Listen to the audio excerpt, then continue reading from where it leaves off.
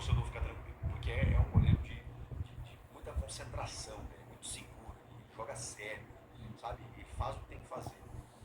E aí, depois de tantos gols perdidos, tem uma falta na entrada da área pelo lado esquerdo e vejam só, o Piquerez que já estava em campo, desloca a barreira e chuta no canto do goleiro, isso no cantinho, né, nos minutos finais, para servir como castigo mesmo para o São Lourenço, que criou, não aproveitou, e o Palmeiras é isso.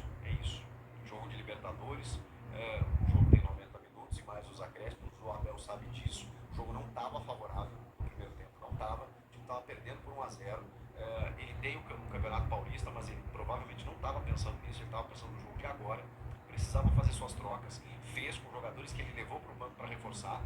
No segundo tempo, o Palmeiras mandou no jogo e aí o São Lourenço escapou ainda em contra-ataques, o que é normal, não aproveitou e o Palmeiras na hora certa definiu. E olha que até construiu para quem sabe até virar o jogo. E aí o resultado ele ficou, né, até de forma justa, porque o jogo foi muito aberto no segundo tempo. Tanto o São Lourenço poderia ter feito um gol, quanto o Palmeiras poderia ter feito mais.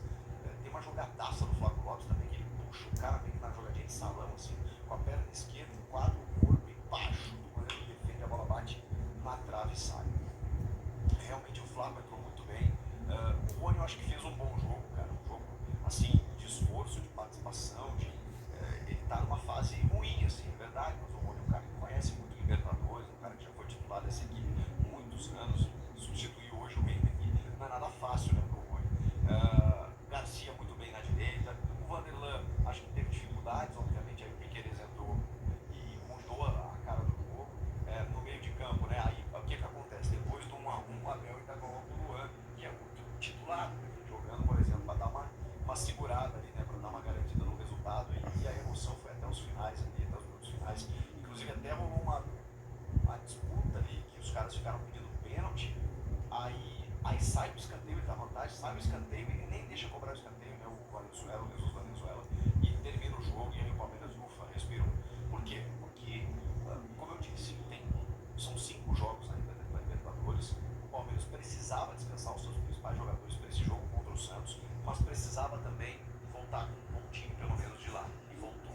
E é isso que eu cobro de um elenco considerável, um trabalho interessante como é o do Palmeiras de Abel Ferreira, né? Quando você vai encarar uma equipe que, apesar tradicional, até jogou muito no Palmeiras do São Lourenço, você tem que brigar, não adianta você se entregar e usar a desculpa de que eram reservas. Quando você tem jogadores que puderam entrar no jogo hoje, o Quilate, o Marcelo Lomba no gol, o Gustavo Gomes, vejam só, não está jogando por uma fatalidade, mas né, no teu time reserva, você tem Garcia e Vanderlan, você tem Rios, Menino, Lázaro, ex-Flamengo que foi contratado a peso de ouro agora também. Então assim, você precisa encarar os sul-americanos, quem quer que seja, e o São Lourenço ainda mais, né, que não é uma equipe auspiciosa, mas enfim, deu trabalho e vai dar em São Paulo. E o Palmeiras sabe que não tem jogo fácil na Libertadores. Então esse ponto foi precioso diante de todo o contexto, das circunstâncias, porque foi um jogo, eu acho que está tudo certo. Não sei vocês, se vocês têm algo a reclamar, não tem problema, comentem aqui e não deixem de se inscrever no canal. Eu estou aguardando a sua inscrição. Até a próxima.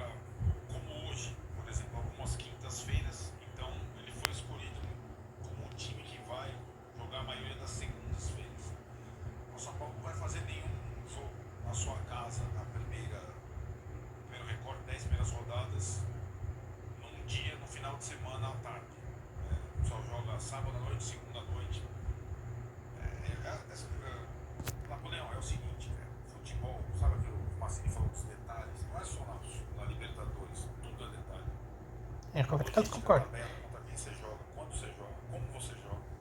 O São Paulo se atenta na coisa. A tabela do Paulista passada já tinha um monte de coisa que o torcedor do São Paulo não é possível. Mas pegou os dois de Campinas. Pegou os dois de Campinas sem torcida. Cara, aí tá, futebol é detalhe. Então, se você não se atenta a detalhes, se tem uma direção que você não se atenta a detalhes, isso não me surpreende. Então, São Paulo vai jogar contra o Palmeiras na segunda-feira, contra o comandante, contra o Fluminense na segunda-feira. Tem até um jogo com o Corinthians. Não, com o Cruzeiro.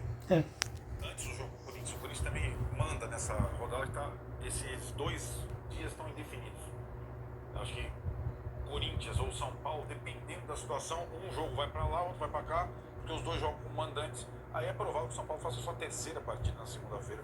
Eu não me surpreenderia. Eu quero bancar o advogado do diabo antes de a gente avançar para o Atlético Mineiro, que estreia hoje também.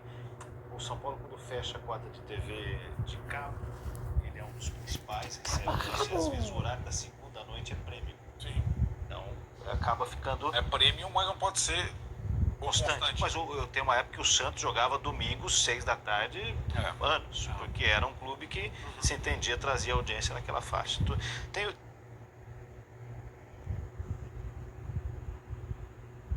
Agora, é isso. Cada jogo tem uma circunstância.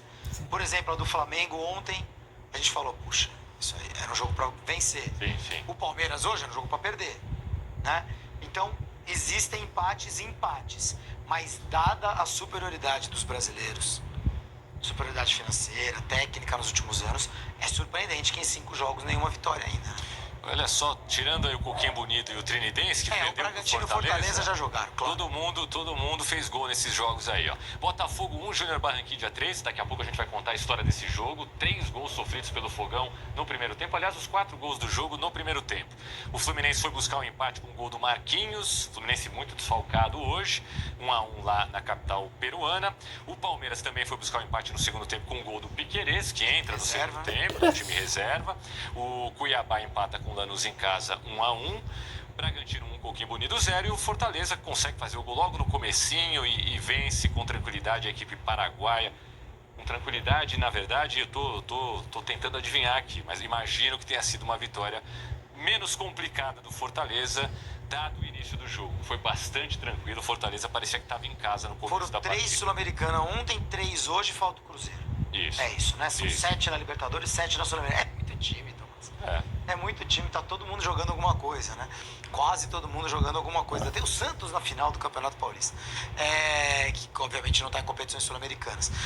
A vitória do Bragantino contra o Coquinho Bonito era praticamente obrigatória e é magra, né? O Fortaleza vai buscar um resultado lá no Paraguai. Então aqui na Sul-Americana tá tudo certo. Cuiabá e Lanús vão se classificar nesse grupo, mas tem que ver quem que vai passar direto. Gostei do time do Lanús hoje, acabei comentando esse jogo, e o resultado do empate foi justo lá em Cuiabá. Agora a gente vai falar mais da Libertadores, lógico, camisas mais pesadas, times importantes do futebol brasileiro e mais, repito, 3 jogos sem vitórias. Você gostou do Lanús? Muita gente gostou ontem do Argentino Júnior na vitória diante do Nacional por 3-2, aí também sul-americana, assim como o Lanús. E você gostou do São Lourenço pela Libertadores contra o Palmeiras, Júlio? Que a gente falou até ontem, né? Os jogos do São Lourenço costumam acabar 0-0 ou 1-1. E hoje deu para entender bem por quê, né? É um time que tem uma dificuldade para fazer gol que é tremenda, né? O São Lourenço do último ano já, que foi eliminado pelo São Paulo na Copa Sul-Americana, era um time que tem a mesma característica deste ano. É um time de futebol defensivo, de futebol direto, de jogo de bolas longas,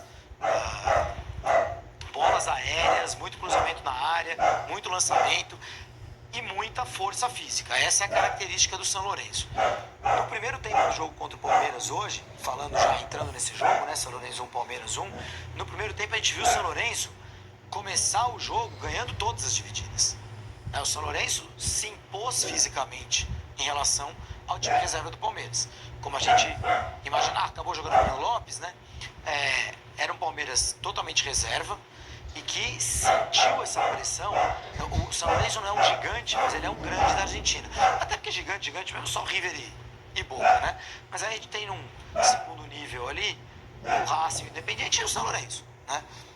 O São Lourenço é um time que lota estádio, tem estádio grande, tem tradição, já foi campeão da Libertadores, 2014. até recentemente.